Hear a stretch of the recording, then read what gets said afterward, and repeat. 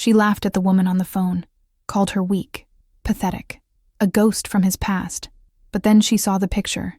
2 children, 5 years old, his eyes, the same dark, piercing gaze that made her fall in love. Her fiancé had sons, and the woman she mocked, their mother. Now she has 48 hours before the wedding. And a choice that will destroy everything she thought she knew about love. Minji stood in front of the floor-to-ceiling windows of the penthouse, the city glittering below like scattered diamonds.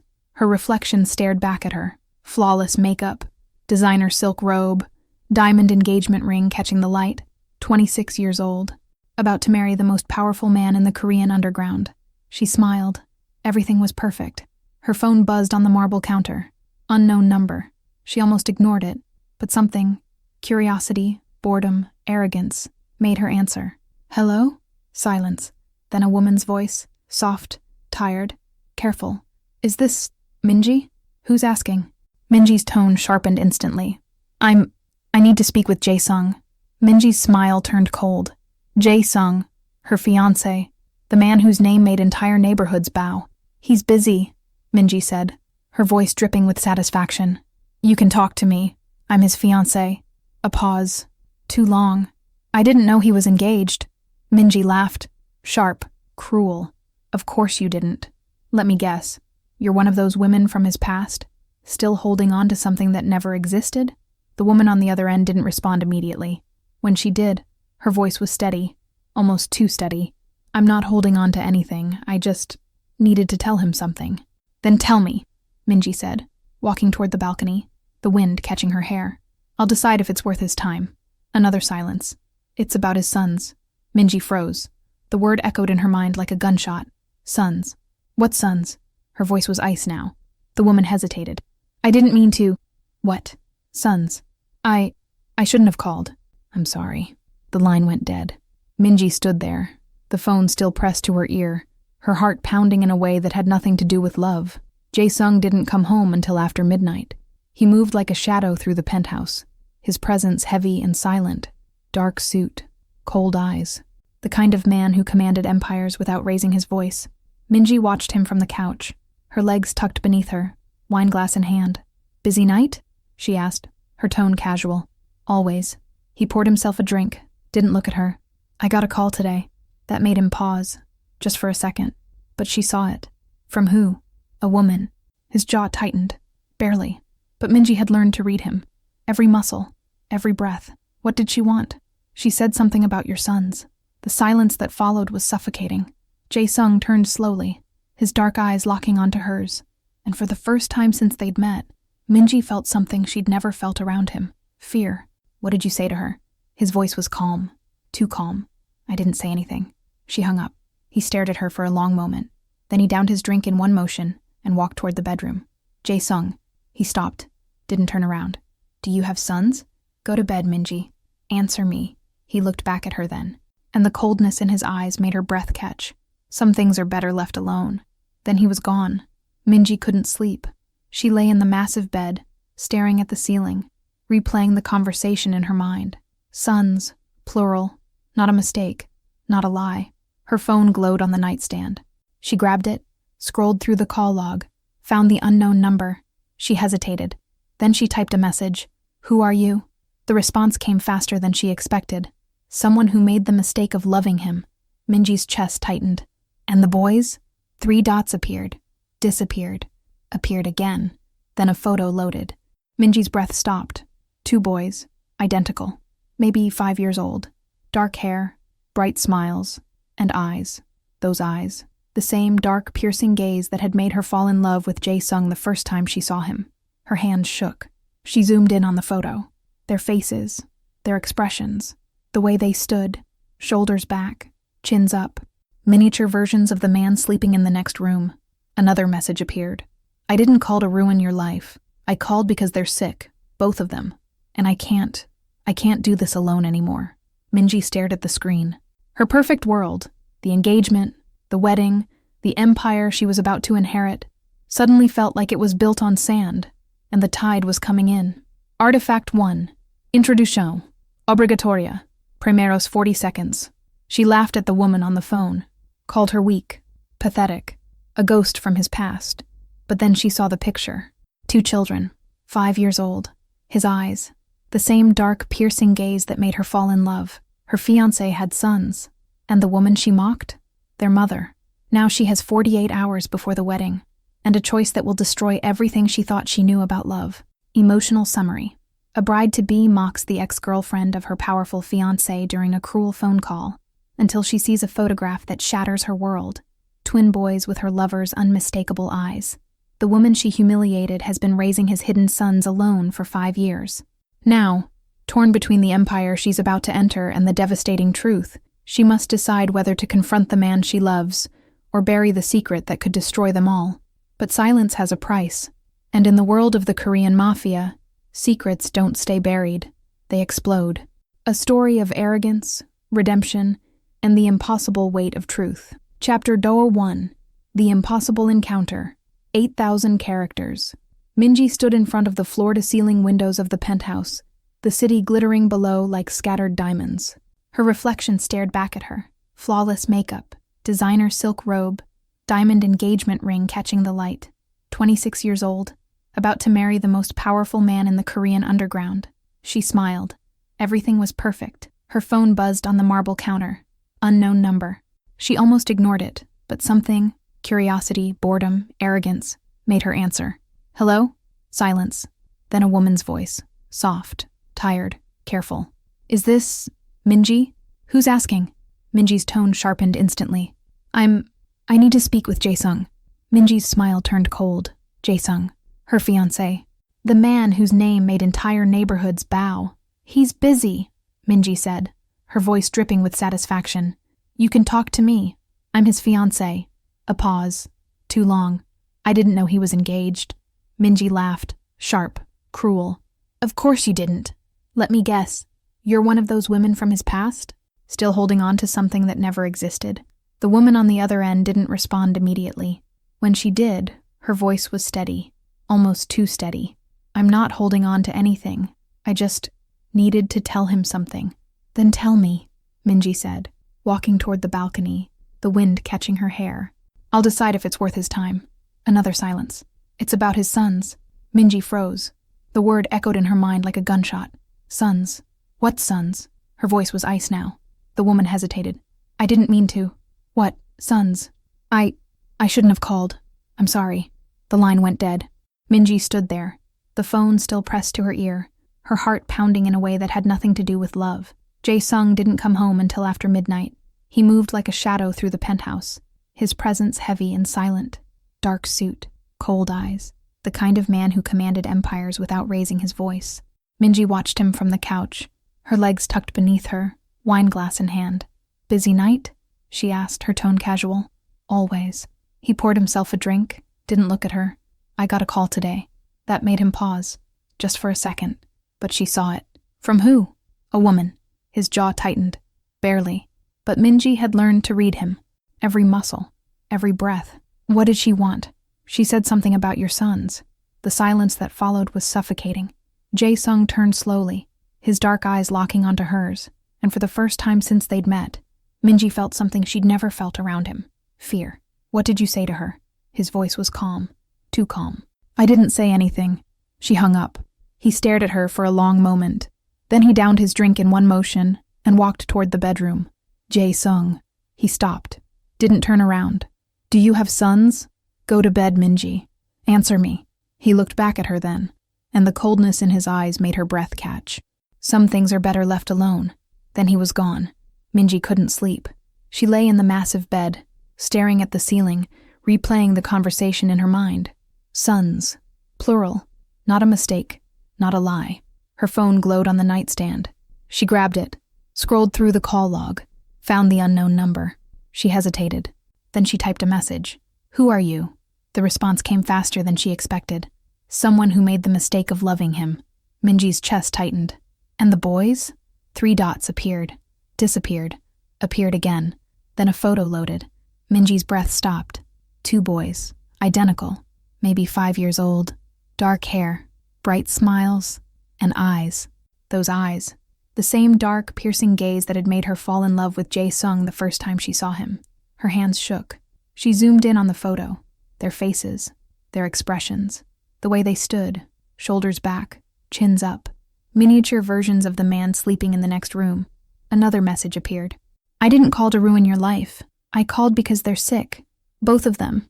And I can't do this alone anymore. Minji stared at the screen. Her perfect world, the engagement, the wedding, the empire she was about to inherit, suddenly felt like it was built on sand, and the tide was coming in. Chapter 02, Worlds Collide, 8,000 characters. Morning light filtered through the curtains, cold and gray. Minji hadn't moved from the bed. The photo still glowed on her phone screen. 2 boys. His boys. She heard Jae-sung in the shower, the sound of water. Normal, routine. But nothing was normal anymore. When he emerged, dressed in a black suit that fit like armor, he glanced at her. No warmth, no question. I have meetings all day, he said, adjusting his cufflinks. The wedding planner will call you. I need to talk to you. Later. Jae-sung. He stopped at the door. Didn't turn. Do you have children? His shoulders tensed. Just slightly. I told you. Some things. I saw the picture. Silence. He turned slowly, his expression unreadable. What picture? Minji held up her phone. For a moment, something flickered across his face. Something she'd never seen before. Pain. Then it was gone. Where did you get that? She sent it to me. The woman who called. Jae-sung's jaw clenched.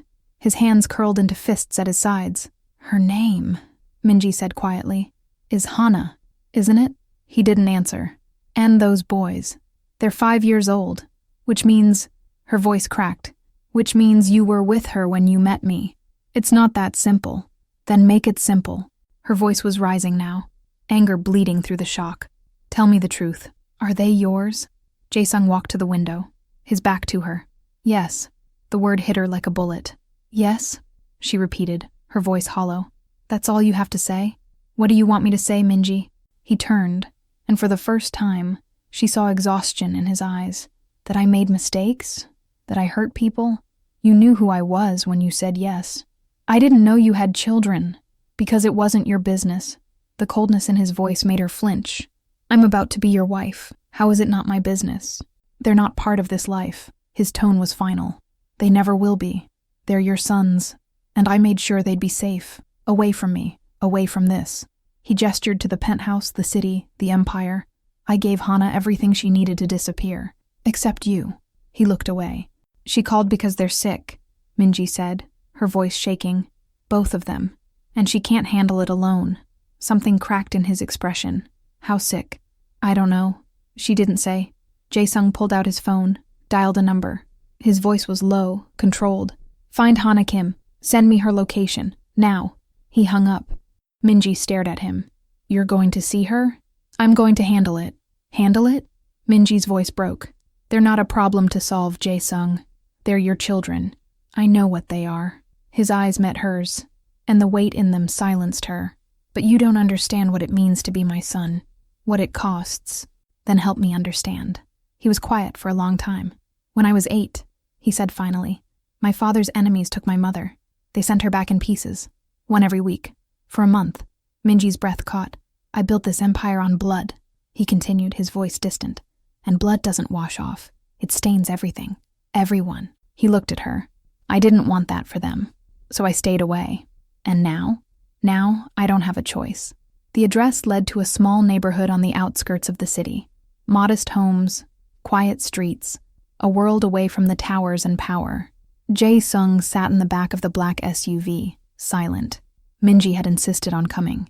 He hadn't argued. The car stopped in front of a pale blue house.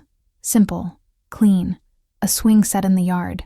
Minji's chest tightened. Jae-sung stared at the house like it was a battlefield. Then he opened the door. Hana answered on the second knock. She was smaller than Minji expected. Delicate features, tired eyes. But there was steel beneath the exhaustion. Her gaze moved from Jae-sung to Minji. No surprise, no anger, just sadness. You didn't have to come, Hana said quietly. You called. Jae-sung's voice was softer than Minji had ever heard it. I didn't think you'd answer. I'm here now. Hana stepped aside. The house was warm, lived in, photos on the walls, toys scattered on the floor. And then Minji saw them. 2 boys sitting on the couch, wrapped in blankets.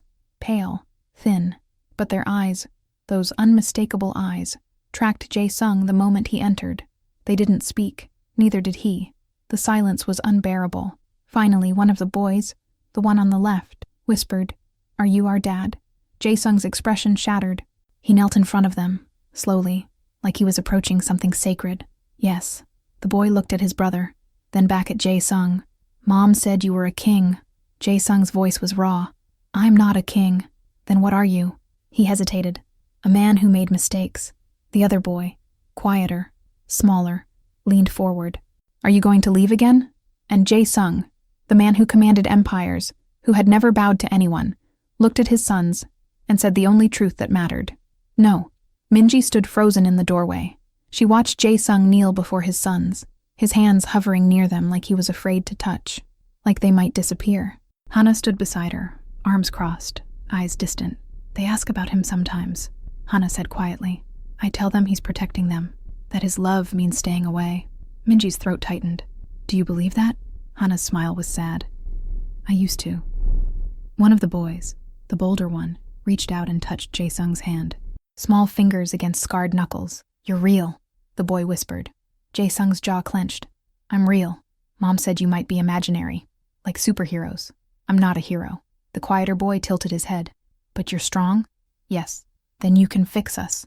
The words hung in the air like a prayer. Jae-sung looked at Hana. "What's wrong with them?" Hana's composure finally cracked. Her voice trembled. "Leukemia. Both of them. The doctors say they need bone marrow transplants. And I'm not a match." Minji's hand flew to her mouth.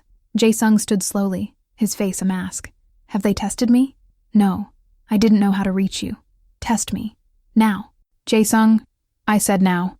Hana nodded, pulling out her phone with shaking hands. Within 2 hours, a private medical team arrived at the house. Equipment, specialists, the best money could buy. Minji watched from the corner of the room as they drew Jae-sung's blood, ran tests, spoke in hushed medical terms. The boys sat on the couch, wide-eyed, watching everything. "Is this because of Dad?" The bolder one asked Hana. "Yes, baby. He's like a superhero." Hana's eyes filled with tears. "Yes." Before you continue, if this story touched something in you, you should know this is only the beginning. The complete version includes 30 full audio stories, more than 30 hours of uninterrupted listening. No ads, no cuts, no distractions. Scan the QR code on your screen, or tap the link in the pinned comment to continue listening right now. "He is." The results came back within hours. Perfect match. Both boys, both viable. The doctor, a calm woman in her 50s, explained the procedure, the risks, the recovery time. Jae-sung listened without expression. "When can we do it?" he asked. "We'll need to schedule." I said when. The doctor hesitated. 2 days, if you're certain." "I'm certain." That night, Jae-sung stayed. He sat in the boys' room, watching them sleep. Minji found him there. Hours later, his back against the wall, his eyes never leaving their faces. She sat beside him. "You don't have to stay," he said quietly. "Neither do you." He looked at her. "Yes, I do. The wedding is in 6 days." "I know." Jae-sung. Her voice broke. "What are we doing?" He was silent for a long time. "I don't know." Minji stared at the sleeping boys. They looked so small, so fragile. "Do you love her?" she whispered. Jae-sung exhaled slowly. "I loved who she was, before I destroyed her. And now? Now I owe her everything." "That's not an answer. It's the only one I have." Minji felt something crack inside her chest. "I mocked her," she said, her voice hollow. "On the phone, I called her pathetic. She didn't tell me. Of course she didn't." Minji's laugh was bitter. "Because she's better than me." "Minji, no, it's true." She looked at him. "She raised your sons alone. She didn't ask for anything. And I've spent the last year planning a wedding to a man I don't even know. You know me." "Do I?" Her eyes searched his. "Because the man I thought I knew didn't have children, didn't have a past, didn't have a heart." Jae-sung flinched. "But he does," Minji continued, tears streaming down her face. "He has all of it." And I was too arrogant to see. He reached for her hand. She pulled away. "I need time," she whispered. "How much time?" "I don't know." She stood and walked to the door, paused. "They're beautiful, Jae-sung. Your sons." "I know. Don't break their hearts again." "I won't." Minji left. And Jae-sung sat alone in the dark, surrounded by the ghosts of the choices he'd made. The surgery was scheduled for dawn. Jae-sung stood in the hospital corridor, dressed in surgical scrubs, his empire reduced to a sterile hallway, and the sound of his own heartbeat. Hana sat in the waiting room, her hands clasped so tightly her knuckles were white. She hadn't slept. Neither had he. Minji hadn't come. The surgeon approached, clipboard in hand. "Mr. Kang, we're ready." Jae-sung nodded. "The procedure will take approximately 6 hours. We'll harvest your bone marrow and begin the transplants immediately. You'll be under anesthesia, so I know the process." The surgeon paused. "Your sons are strong, but I need you to understand. Even with a perfect match, there are risks." "I understand. Do you have any questions?" Jae-sung looked through the window into the pre-op room. His sons lay on gurneys side by side holding hands. Even sedated, they clung to each other. "Will it hurt them?" he asked quietly. "We'll do everything we can to minimize discomfort." "That's not what I asked." The surgeon met his eyes. "Yes, it will hurt." Jae-sung's jaw tightened. "Then make it hurt me more." Hana watched through the glass as they wheeled Jae-sung into surgery. The man who had walked away from her 5 years ago. The man who had built an empire on fear. The man who was now lying on a table, giving pieces of himself to save the children he'd never held. She pressed her hand against the glass. "I'm sorry," she whispered, "for calling, for dragging you back into this." But the words felt empty, because part of her, the part she hated, was grateful. 6 hours later, the surgeon emerged. Hana stood so fast her chair clattered backward. "How are they?" Her voice cracked. "The transplants were successful. Both boys are stable." Hana's knees buckled. The surgeon caught her arm. "And Jae-sung," she whispered. "Recovering. He did well, but he'll need to rest for several days. Can I see them?" "The boys are in ICU. You can see them briefly. Mr. Kang is in recovery. He's asked not to be disturbed." Hana nodded, tears streaming down her face. The boys looked so small in their hospital beds. Tubes, monitors, pale skin, but alive. Hana sat between them, holding their hands. "Mom?" The bolder one's voice was barely a whisper. "I'm here, baby." "Did Dad fix us?" Her throat closed. "Yes, he fixed you." "Is he still here?" "Yes." "Can we see him?" Hana looked at the nurse. The nurse shook her head gently. "Soon," Hana lied. "He needs to rest." The boy's eyes fluttered closed. "Okay, tell him thank you." Hana's tears fell silently. "I will." She found Jae-sung in a private recovery room, staring at the ceiling. He looked different, smaller, human. "You should be sleeping," she said softly. "Can't." She sat in the chair beside his bed. For a long time, neither of them spoke. "They're okay," she finally said. "The boys, they're stable." He exhaled, a sound of pure relief. "They asked about you." His eyes closed. "They wanted to say thank you. They don't owe me anything." Jae-sung. "I should have been there." His voice was raw. "From the beginning. I should have been their father." "You were protecting them." "No." He looked at her. "I was protecting myself. From feeling this." "Feeling what?" "Everything." His hand clenched the bedsheet. "I spent my whole life shutting down, building walls, becoming someone who couldn't be hurt. And then I met you, and for the first time, I felt something break open inside me." Hana's breath caught. "But I didn't know how to be that person," he continued. "The one who felt, who loved, so I ran. I told myself it was for your safety, for theirs. But it was cowardice." "It wasn't." "It was." His eyes met hers. "And I've regretted it every day since." Hana looked down at her hands. "When you left, I hated you. I wanted to hate you. But then I held them, our sons, and all I could see was your face. Your strength, your heart, even though you tried to hide it. Hana, I named them after you," she whispered. "Their middle names, Ji-sung and Jae-min, so they'd always carry a piece of you." Jae-sung's composure shattered. A tear slid down his face. "I don't deserve you," he said. "No," Hana agreed softly. "You don't. But they do. They deserve their father." He reached for her hand. She let him take it. "I'm not going anywhere," he said. "Not anymore." The door opened. Minji stood in the doorway. She looked at their joined hands, at the intimacy of the moment, and something inside her finally, irrevocably, broke. "I'm calling off the wedding," she said. Jae-sung sat up too quickly, wincing. "Minji." "No, listen." Her voice was steady. "I came here to fight for you, to remind you of what we had. But I was wrong. You weren't." "I was." She smiled sadly. "Because what we had was beautiful. But it wasn't this." She gestured to him and Hana. "It wasn't real. Minji, please. You love her." And it wasn't a question. Maybe you don't know it yet. Maybe you're too scared to admit it. But you do. Jae-sung looked at Hana, then back at Minji. He didn't deny it. Minji's eyes filled with tears.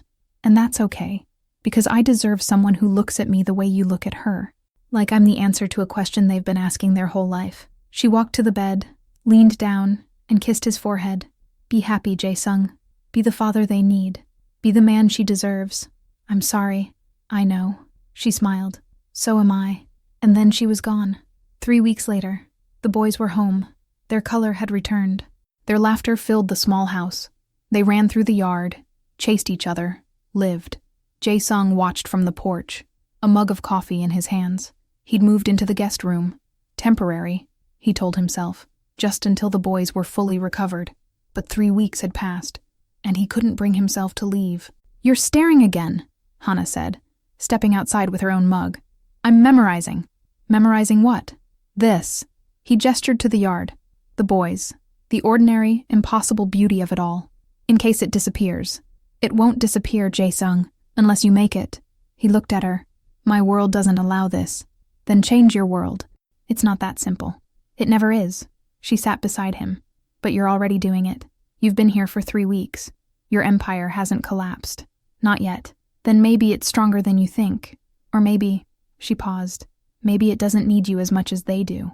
Before he could respond, the boys ran up to the porch, breathless and grinning. Dad, come play. It still startled him. That word. Dad. I don't know if I... Please. They grabbed his hands, pulling him up. He looked at Hana. She smiled. Go. He played, chased them through the yard, let them climb on his back, pretended to be a monster while they shrieked with laughter. And for the first time in his life, Jae-sung Kang felt free. That night, after the boys were asleep, Hana found him in the kitchen. He was washing dishes, domestic, surreal. You don't have to do that, she said. I want to. She leaned against the counter watching him. You're different. How? Lighter, like you're not carrying the weight of the world anymore. He dried his hands, turned to face her. I'm still carrying it. I'm just learning to share the burden. With who? With you. The air between them shifted. Hana's breath caught. Jae-sung, I know what you're going to say. That it's too soon. That we have too much history. That I hurt you. You did hurt me. I know. And I'll spend the rest of my life making up for it. If you'll let me. She looked away. It's not that simple. It is. He stepped closer. I love you, Hana. I loved you 5 years ago. I loved you when I walked away. And I love you now. You loved Minji. I cared for Minji. I respected her. But I didn't love her. Not the way I love you. Hana's eyes filled with tears. How do I know you won't leave again? Because I finally understand what I'd be leaving. He cupped her face gently. You. Them. The only thing that's ever made me feel human. Jae-sung. He kissed her. Soft. Desperate. Full of 5 years of regret and longing. And she kissed him back. But peace never lasts in the world of shadows. The next morning, a black car pulled up in front of the house. Jae-sung recognized it immediately. His second-in-command stepped out. Minho. Loyal. Ruthless. We have a problem, Minho said without preamble. I'm handling it. No. You're hiding. Minho's voice was sharp. The families are restless. They think you've gone soft. There's talk of a coup. Jae-sung's jaw tightened. Let them talk. They're not just talking. They're moving. And if you don't return, I'm not returning. Minho stared at him. You'd give up everything? For this? Jae-sung looked back at the house. At the life he'd built in 3 weeks. Yes, they'll come for you. And when they do, they won't stop at you. They'll burn everything you love. The threat hung in the air like smoke. Then I'll burn them first. Jae-sung stood at the window of the hospital recovery room, watching the sun rise over the city. 3 weeks had passed since the surgery. 3 weeks since his world had shifted on its axis. The boys were recovering, thriving even. Their color had returned. Their laughter echoed through Hana's small house every morning. And Minji had walked away. He should feel relieved, grateful. Instead, he felt hollow, because he'd spent so long building walls that he'd forgotten how to feel anything else. You're thinking too loud, Hana's voice came from the doorway. He turned. She stood there with 2 cups of coffee, her hair pulled back, exhaustion written in the lines around her eyes. Couldn't sleep? He asked. Neither could you, apparently. She handed him a cup. Their fingers brushed. The contact sent electricity up his arm. "The boys asked about you again," she said softly. "They want to know when you're coming home." "Home? Yes, home." She looked at him. "Unless you're planning to leave again." "I'm not leaving. You say that now. But what about when your world calls you back? What about when the empire needs its king?" Jae-sung set down his coffee. "I'm done being king." Hana laughed, but there was no humor in it. "You don't just walk away from that life, Jae-sung. You know that better than anyone. Then I'll make a new life. With us? If you'll have me." She stared at him for a long moment. "You broke my heart once. I don't know if I can survive you doing it again." "I won't." "You can't promise that." "Yes, I can." He stepped closer. "Because I finally understand what I lost, what I threw away, and I'm not making that mistake twice." Hana's eyes filled with tears. "I want to believe you." "Then believe me." He reached for her hand. She didn't pull away, and in that moment, something shifted between them. Something fragile, something hopeful, something that looked like a second chance. But the past doesn't let go easily. That afternoon, a black SUV pulled up in front of the hospital. Jae-sung recognized the vehicle immediately. His chest tightened. Minho stepped out, flanked by 2 bodyguards. His second in command, his oldest friend, the man who'd been running the empire in his absence. "We need to talk," Minho said, his expression grim. Jae-sung met him in the parking lot, away from the hospital, away from Hana and the boys. "What's wrong?" Jae-sung asked. "Everything." Minho pulled out a tablet, showed him a series of photos. "The Choi family is moving. They think you've gone soft. They're consolidating territory, pulling our allies, preparing for a takeover." Jae-sung's jaw tightened. "Let them. Let them." Minho's voice rose. "Jae-sung, if we don't respond, we'll lose everything. The entire network will collapse. Then let it collapse." Minho stared at him like he'd grown a second head. "You built this empire with your own hands. You bled for it, killed for it, and now you're just going to walk away?" "Yes. For what? For her? For 2 kids you barely know?" Jae-sung grabbed Minho by the collar, slammed him against the SUV. The bodyguards moved, but Minho waved them off. "Those kids," Jae-sung said, his voice deadly quiet, "are my sons, and that woman is the only thing that's ever made me feel human. So yes, I'm walking away. For them." Minho searched his eyes. Then, slowly, his expression softened. "You really love her." Jae-sung released him, stepped back. "More than anything. Then you're a fool." "Maybe." Minho straightened his jacket, sighed. "The families won't accept this. You know that. They'll see it as weakness. They'll come for you. Then I'll deal with it." "How?" Jae-sung was quiet for a long moment. Then he looked at Minho with the cold, calculated gaze that had made him a legend. "I'm calling a summit." The summit was held in a neutral warehouse on the outskirts of the city. Every major family head attended. The Chois, the Lees, the Parks. Men who'd built their empires on blood and fear. Men who respected only power. Jae-sung walked in alone. No bodyguards, no weapons, just him. The room fell silent. He stood in the center, under a single overhead light, and looked at each man in turn. "I know why you're here," he began. "You think I've gone soft. You think I've abandoned the empire. You think I'm weak." Murmurs rippled through the crowd. "You're right," Jae-sung continued. "I have changed. I found something more important than power, more important than territory, more important than fear." "And what's that?" Choi Dae-jung, the eldest family head, asked. His voice dripped with contempt. "Family." Laughter erupted. "Family makes you vulnerable," Choi said. "It gives your enemies leverage. A man with something to lose is a man who can be controlled." "You're right again," Jae-sung said calmly. "Family does make me vulnerable, but it also gives me clarity, purpose, and it's taught me something you've all forgotten." "And what's that?" "That empires built on fear always fall, but empires built on loyalty, those last forever." The laughter died. Jae-sung pulled out a folder, tossed it onto the table in the center of the room. "In that folder is a complete breakdown of my organization. Assets, territory, operations, everything." Choi opened the folder, his eyes widening. "I'm transitioning leadership to Minho," Jae-sung continued. "But I'm restructuring the entire operation. We're moving into legitimate business, real estate, technology, finance. The underground wars? They're over. At least for me." "You think we'll just accept this?" another boss shouted. "No," Jae-sung said. I think you'll try to take what's mine, which is why I'm offering you a choice. He walked to the table, placed his hands flat on the surface, and looked each man in the eye. Join me. Transition with me. Build something that lasts. Something our children can inherit without blood on their hands. And if we refuse? Choi asked. Jae-sung's expression turned to ice. Then I'll remind you why I became king in the first place. The temperature in the room dropped. I built this empire from nothing, Jae-sung said, his voice soft and deadly. I know every secret, every weakness, every skeleton in every closet, and if you force my hand, I will burn this entire world to the ground and salt the earth so nothing ever grows again. Silence. But I don't want to do that, Jae-sung continued, his tone softening, because I'm tired of the bloodshed.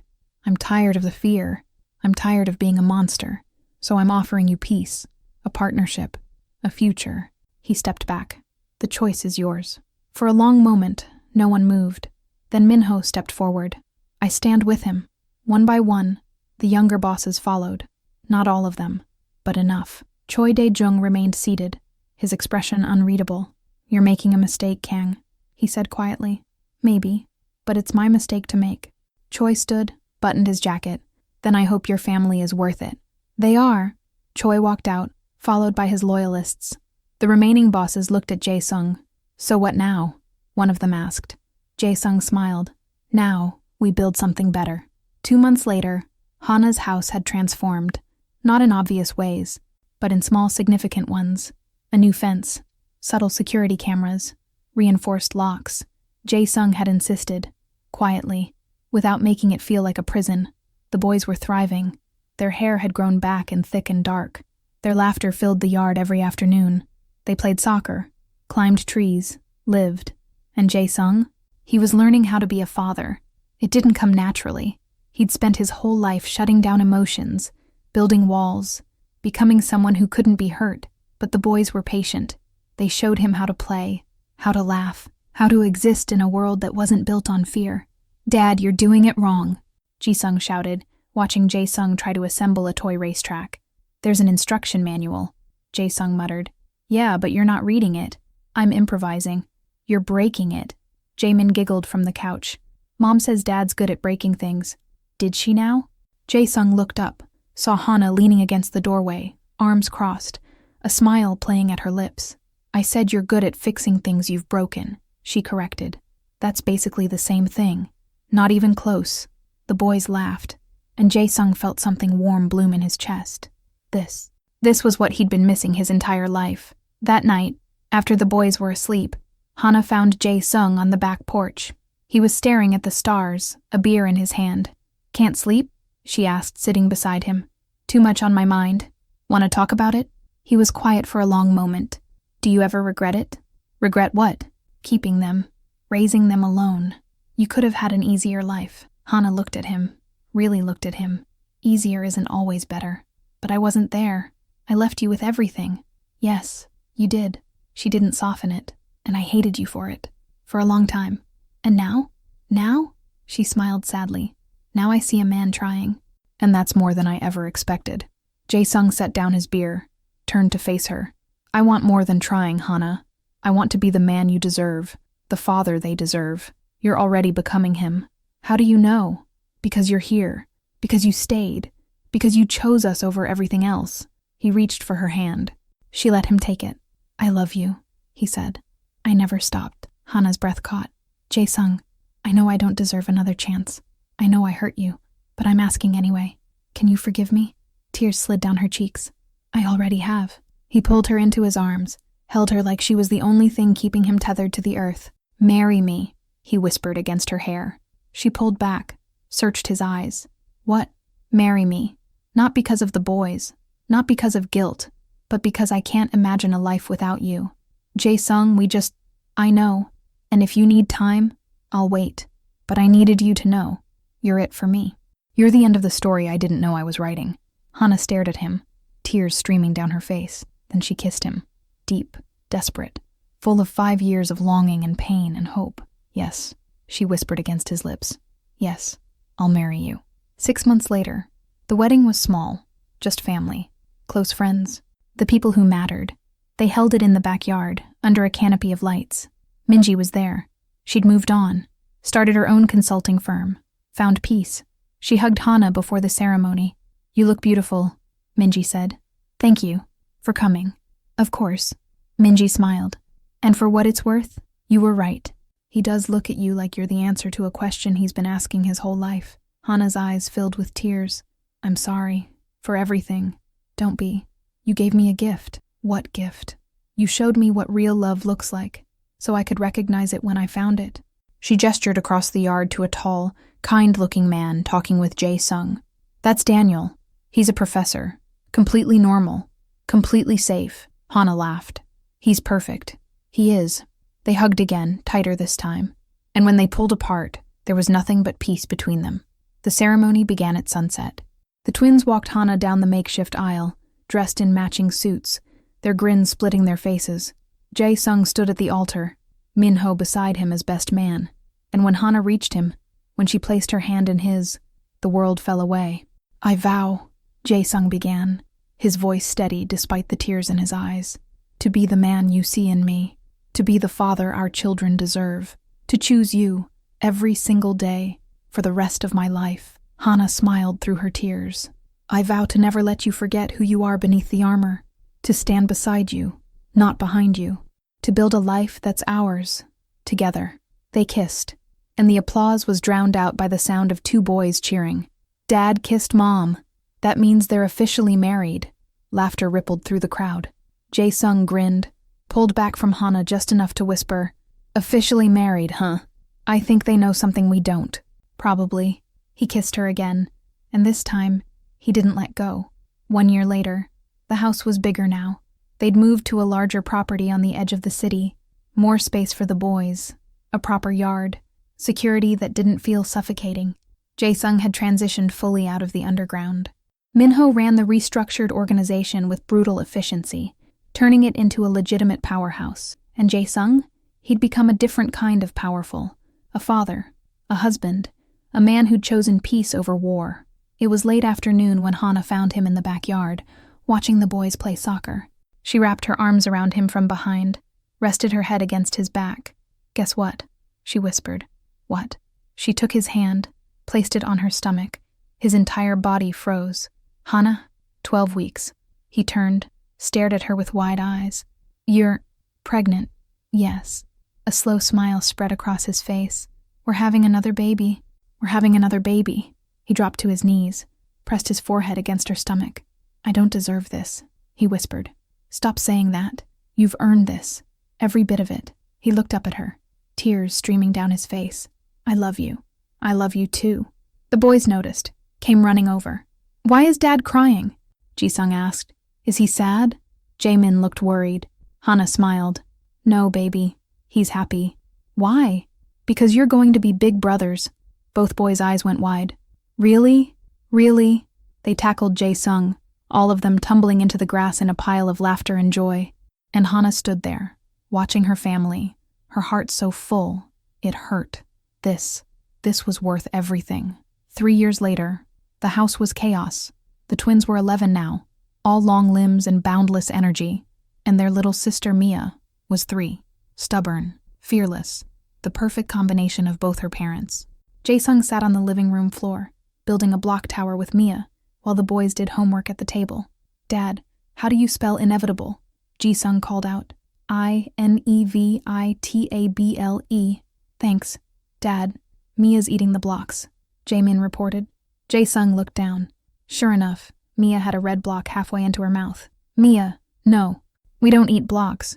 She grinned, drool running down her chin. "Yummy. Not yummy.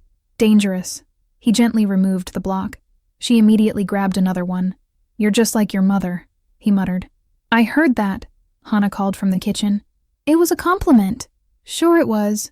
The boys giggled. Mia clapped her hands. "Mama." Hana appeared in the doorway, apron on, a smudge of flour on her cheek. Dinner's ready. They gathered at the table. Food, laughter, stories about school and friends and silly arguments over who got the last piece of bread. Normal, beautiful, everything. After dinner, after the kids were bathed and tucked into bed, Jae-sung and Hana stood on the back porch. The stars glittered overhead. What are you thinking about? Hannah asked. How lucky I am. She smiled. You say that every night. Because it's true every night. He pulled her close, kissed the top of her head. I was so lost before you, he said quietly. I thought power was everything, that fear was strength, that I had to be alone to survive. And now? Now I know the truth, which is? He looked down at her, his eyes soft. That love is the only empire worth building. Hannah's eyes filled with tears. When did you get so wise? I had a good teacher. She laughed, buried her face in his chest, and they stood there, wrapped in each other, in the life they'd fought so hard to build. In the distance, the city glittered, but it didn't call to him anymore, because everything he needed was right here. But empires, even ones built on love, have enemies. Because on the other side of the world, in a dark office in Seoul, an old man sat behind a mahogany desk, Choi Dae-jung, the family head who'd walked away from Jae-sung's summit 3 years ago. He opened a leather folder, studied the photos inside. Jae-sung with his sons, Jae-sung with Hannah, Jae-sung building a life Choi had been watching. Waiting. He picked up his phone, dialed a number. It's time, he said quietly. Send the letter. 3 days later, a black envelope arrived at Jae-sung's house, hand-delivered, sealed in blood-red wax. Hannah found it on the doorstep, her hands shaking as she brought it inside. Jae-sung opened it slowly. Inside, a single card, expensive paper. Elegant script. It read, Your father's debt is due. The sins of the past never die. Your sons will pay the price you refused. 30 days. Then I come for everything you love. Jae-sung's blood turned to ice. At the bottom of the card, a signature, Choi Dae-jung, and beneath it, a symbol Jae-sung hadn't seen in 15 years, the mark of the Ghost Syndicate, the organization that had murdered his mother, the enemy he thought he'd buried. Hannah stood beside him, reading over his shoulder. Jae-sung, who is that? He crumpled the letter in his fist, his entire body shaking with rage. My past. What does it mean? He looked at her, and for the first time in 3 years, the darkness returned to his eyes. It means the war I tried to end? It's only beginning. What are we going to do? Jae-sung pulled out his phone, dialed Minho. Gather everyone, he said, his voice deadly calm. Tell them the king is coming back. He hung up, looked at Hannah. I promised I wouldn't let anything hurt you. Hurt them. Jae-sung, I'm keeping that promise, no matter what it costs. If you want episode 02 today, comment below. As soon as we reach 10 comments, I'll release the continuation. Jae-sung's past has come back to haunt him. The threat is real. The children are in danger. And the king of the underworld will have to choose, protect his family, or destroy his enemies once and for all. Comment. Chak episode 02. Return of the King. Chapter War for Family. If you stayed until the end, it's because this story stayed with you. What you heard here is just a fragment. The full experience lives in 30 complete audio stories, carefully told with every emotion, every secret, and every moment that couldn't be shared on YouTube. There are no ads, no interruptions, and you can listen anytime, anywhere, in total privacy. Scan the QR code on your screen now, or tap the link in the pinned comment, and discover what was never said.